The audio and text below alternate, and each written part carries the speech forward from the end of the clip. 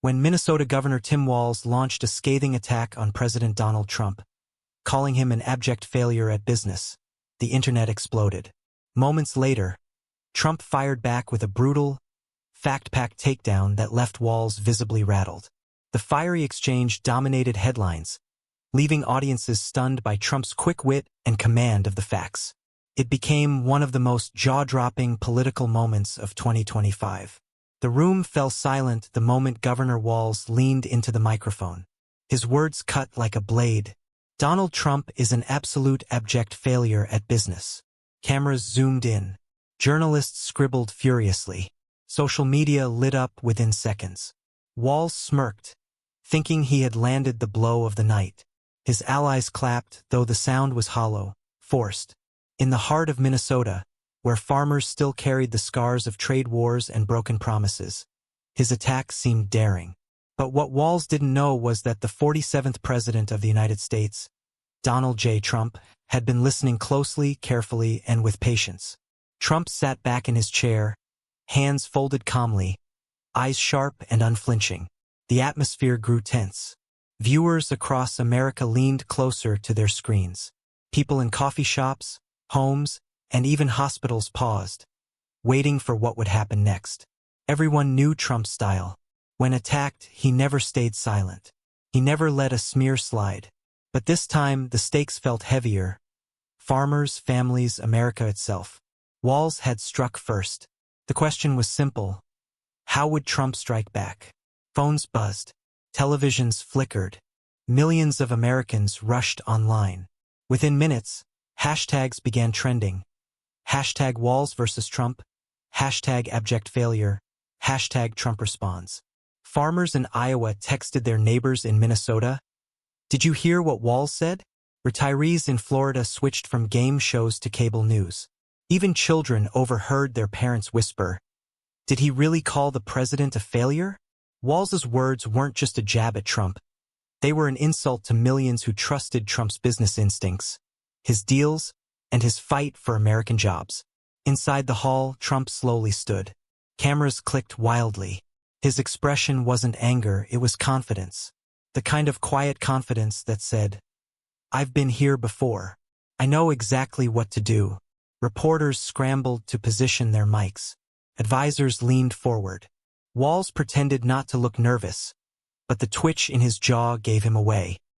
He had unleashed a storm, but the storm was now staring right back at him, ready to roar. The silence was deafening. Then Trump opened his mouth. "Ladies and gentlemen," Trump began, his voice steady, almost gentle. He didn't shout. He didn't rush. His words rolled out like a tide, slow but powerful. "We just heard Tim Walz, a lightweight, folks, a real lightweight, say that I'm an abject failure at business." He paused, letting the insult hang in the air. People squirmed in their seats. Then Trump leaned forward, eyes locked on the cameras. This is the same Tim Walz who let his state burn in 2020. The same Tim Walz who stood by while over $1 billion taxpayer dollars were stolen under his watch. "And he calls me a failure." Gasps echoed through the hall. Walz shifted uncomfortably. Trump's tone sharpened. "Back in 2019, I fought China's unfair trade practices. I stood up for our farmers. I forced them to the table and I got the Phase 1 deal. Billions in aid went straight to our great farmers. And Walz? He was whining about free markets while his own state drowned in fraud." The crowd stirred. Some clapping, others stunned into silence. Social media erupted again. Hashtag Trump clapback shot to the top of trending lists. Tim Walz had expected laughter. He thought his insult would trend as the line of the night. Instead, the air around him grew heavy. The smirk on his face began to vanish. Trump's calm voice carried more weight than any raised shout ever could. "Walz talks about free markets," Trump continued. "But under his leadership, Minnesota lost more small businesses than any other Midwestern state. They didn't leave because of me. They left because of him." Gasps rippled through the audience. Farmers nodded. Cameras caught Walz's eyes darting nervously. Trump wasn't finished. "This is the man who let fraudsters steal hundreds of millions during COVID. Money meant to feed children. They bought luxury cars and mansions, and Walz looked the other way. That's not leadership. That's failure. Reporters nearly fell over each other to capture every word. The hall was electric. Walz gripped the edge of his podium, realizing too late that he had lit a fire he could not control. Across America, living rooms, diners, and farmhouses erupted with reactions. Some cheered. Some gasped. Others simply shook their heads in disbelief. In Minnesota, soybean farmers, already weary from years of battling price drops and trade instability, felt their hearts pound. They remembered those checks from the Trump years, the billions in aid that had helped them survive. Trump's defense wasn't abstract. It was personal. On social media, the tide turned. #TrumpTruth and #WalzExposed began to trend. Videos of Trump's words spread like wildfire. Clips of Walz's pale expression circulated with captions like, "regret" written all over his face. Inside the hall, Walz tried to interject. But the crowd wasn't with him anymore. They leaned toward Trump, hanging on his every word.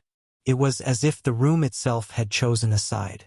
A Minnesota veteran in the back whispered, "He's right about Walz. The man lied about his rank." Others nodded, tears forming as they recalled broken promises and rising crime back home. It wasn't just politics anymore. It was raw, emotional truth. Trump straightened his tie, then delivered a blow no one expected. "Let's not forget," he said firmly.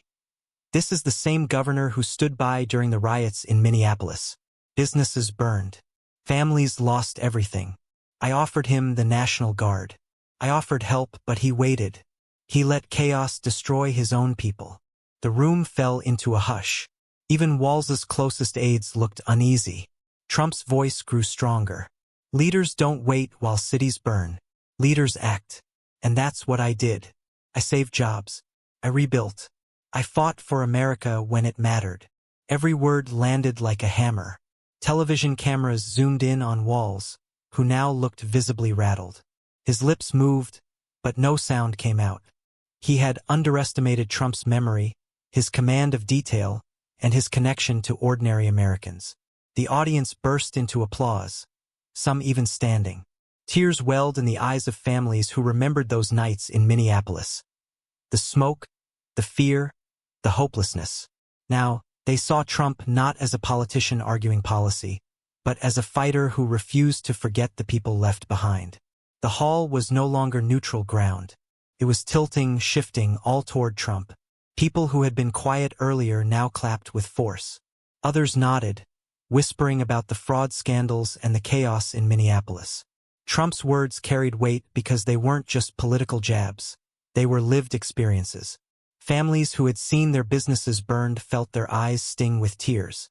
Farmers who once thought they'd lose their land remembered the lifelines of aid. Veterans clenched their fists, murmuring about Walz's exaggerated military record. Walz shifted uneasily at his podium.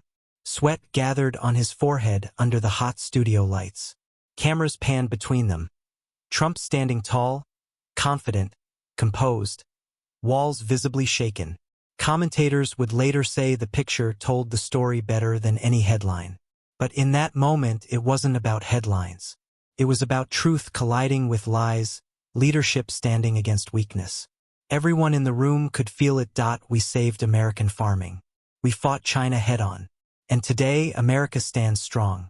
A farmer in the back wiped his eyes with his sleeve. A veteran near the aisle nodded, whispering, "That's the truth."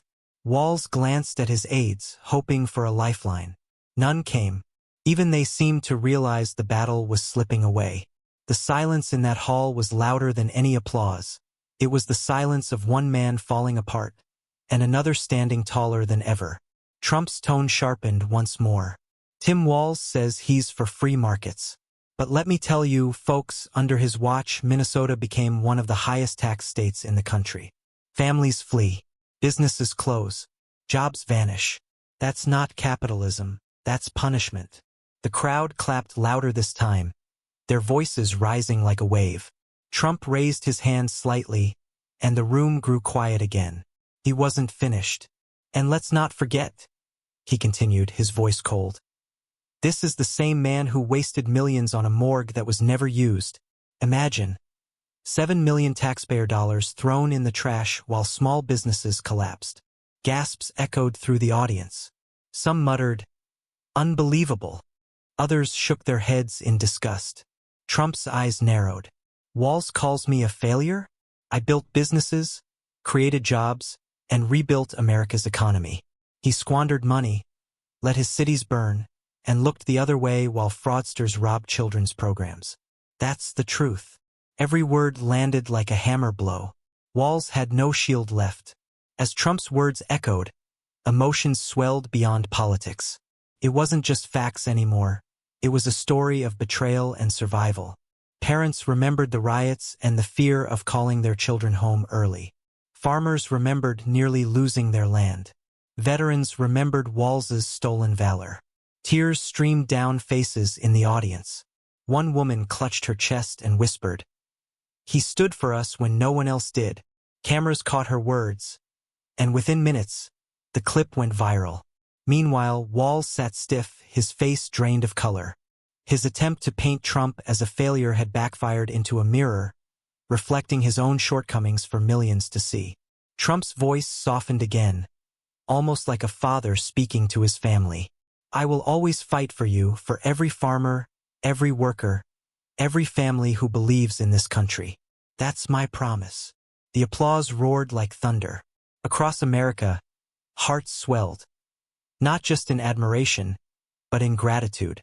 Trump's voice lowered, but the weight of his words grew heavier. "And let me tell you something else, folks," he said, pointing toward the cameras. "This Governor Tim Walz claims to be a retired command sergeant major. But the truth? He left the National Guard just before his unit deployed to Iraq. Veterans know this. They're furious. He used their sacrifice to polish his resume." Gasps rippled across the room. Veterans exchanged angry looks. One elderly man in uniform stood and saluted Trump, his jaw tight with emotion. Trump nodded respectfully. That man right there gave more for this country in silence than Walz ever did with his fake titles. The crowd erupted. Online, hashtags like #StolenValorWalz began trending. Clips of Trump's words flooded social media, paired with images of real soldiers who had paid the price Walz never was willing to. Walz looked frozen, his hand gripping the podium so tightly his knuckles turned white. He had underestimated the storm, and now it was swallowing him whole. Across living rooms in the Midwest, families couldn't hold back their emotions. Veterans' wives wept openly. Farmers sat upright, eyes locked on their TVs. It wasn't just politics anymore, it was personal. In Minnesota, a father who'd lost his shop during the riots shook his head bitterly. Trump told him to act. He didn't, and my business is gone. He wiped his face. Tonight, the truth is finally being spoken. On social media, millions shared their own stories. "My dad's farm survived because of Trump's aid checks. Walz let fraud run wild while my family struggled. Trump remembered us when no one else did." Back in the hall, Trump continued with quiet power. "Leadership is not about holding a title. It's about action. It's about sacrifice. It's about fighting for people who cannot fight for themselves." The words struck deep. Even those who once doubted Trump felt a lump in their throat. He wasn't just defending himself anymore, he was defending the people. Walz finally tried to speak, his voice unsteady. "Mr. President, you're twisting facts." Trump cut in sharply. "Facts don't twist, Governor. They stand." The room exploded with applause. Walz's attempt at defense died instantly. He stood there, cornered like a boxer in the final round, with no fight left. Trump leaned forward, his voice steady and precise. "Minnesota deserves better than corruption, fraud, and weakness. And America deserves better than leaders who fold under pressure. That's why I fight, and that's why I'll never stop." The hall erupted, standing ovations echoing like thunder. People cried, hugged, waved flags. Online, millions watched live streams, flooding the comments with gratitude and emotion. Walz lowered his head. The fight he thought he could win had turned into the moment that would define him. not as a victor but as the man Trump exposed. Trump let the hall fall into silence before speaking again. His voice was slower, deeper, almost fatherly. "Minnesota," he said, "deserves honesty. But instead, you've been handed lies, taxes, and chaos. Families forced out of their homes. Businesses closing. Young people fleeing because they can't afford to stay." A hush swept over the audience. His words weren't abstract. They painted the reality Minnesotans lived every day. Walz raised taxes so high, businesses packed up for Texas and Florida. He turned Minnesota into a place where hard work is punished and fraudsters thrive. That's not leadership, it's betrayal. The hall stirred again. Farmers, veterans, and families clapped with tears in their eyes. Across social media, clips spread fast with captions like, "Trump said what we've all been thinking." Walz stood frozen, the weight of truth pressing harder each second. He had called Trump a failure, but now the mirror of judgment reflected back on him. Clear, undeniable, devastating. For a moment, the studio transformed.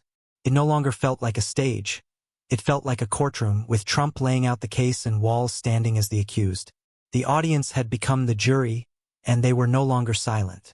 Cheers erupted. People rose to their feet, chanting USA, USA, USA. Faces were wet with tears, flushed with pride. Trump didn't gloat. He simply nodded, steady, composed. He wasn't speaking for himself anymore. He was speaking for America. "Walz said I'm a failure in business," Trump declared, his voice cutting through the roar. "But I built an empire. I created jobs. I made deals the world said were impossible. And Walz? He can't even protect the children of his state from being robbed blind." The cheers grew louder. Walz's shoulders slumped further, his eyes fixed on the floor. The battle wasn't slipping away. It was over. Then came the moment that broke hearts across the nation. Trump's tone softened, and he looked straight into the cameras. "I didn't come here tonight to defend myself," he said quietly. "I came to defend you, the forgotten men and women who've been insulted, ignored, and betrayed by leaders like Tim Walz." The hall went silent. Every word felt heavy, deliberate, meant for every struggling family watching from their couch. "I will never stop fighting for you," he continued. "For the farmer in Iowa who thought he'd lose everything. For the small business owner in Minneapolis who saw their life's work burned to the ground. For every parent who wants a safe future for their kids. That's who I fight for. That's who I'll always fight for." People in the audience openly wept. Online, viewers typed in all caps, "I'm crying. This is why we love him.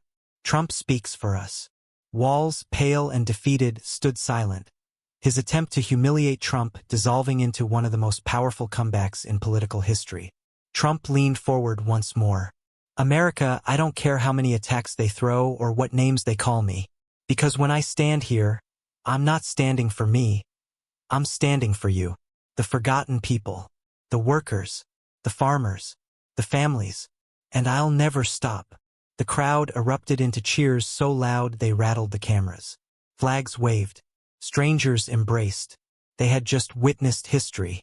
Walz stared at the floor, utterly defeated. The man who had tried to label Trump a failure had been buried under a mountain of truth. On screen, the cheerin read, "Trump silences his critics." Walz left shaken. It wasn't just a comeback. It was a statement. Donald J. Trump, the 45th and 47th president, was still the fighter America trusted. The broadcast ended, but the moment lived on. Families sat in stunned silence, some crying, some cheering, all knowing they had been part of something bigger than themselves.